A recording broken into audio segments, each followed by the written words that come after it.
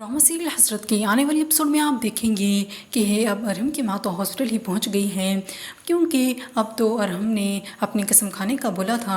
तो ये बात वो बर्दाश्त नहीं कर पाई और वो अपने बेटे की झूठी कसम भी नहीं खा सकती थी और हॉस्पिटल पहुंच गई और अपने बच्चों की ही मोहताज बन गई।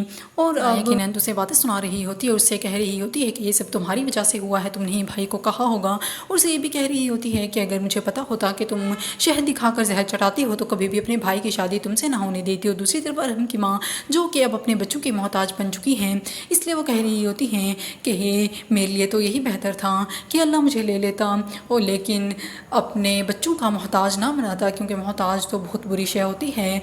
और दूसरी तरफ फबीहा जिसकी ज़िंदगी तो असाब ही बन चुकी है, वो वहाँ पर जॉब करती थी। वो समझ रही थी कि वो जहाँ पर वो काम करे उसका सर उससे हमदर्दी कर रहा है, लेकिन उसे तो पता नहीं था कि उसके इरादे तो ही ठीक नहीं हैं। इसलिए वो वहाँ से जान छुड़ा कर भागना चाहती हैं और वहाँ से वो भाग रही होती है। दरवाज़ा खोलती है तो देखती है कि हमसा भी वहाँ पर फूल लिया आया हुआ है और फिर वो हमसा को देखकर चौंक से जाती हैं वहाँ पर और फिर हमसा भी अब उसकी मदद करेगा।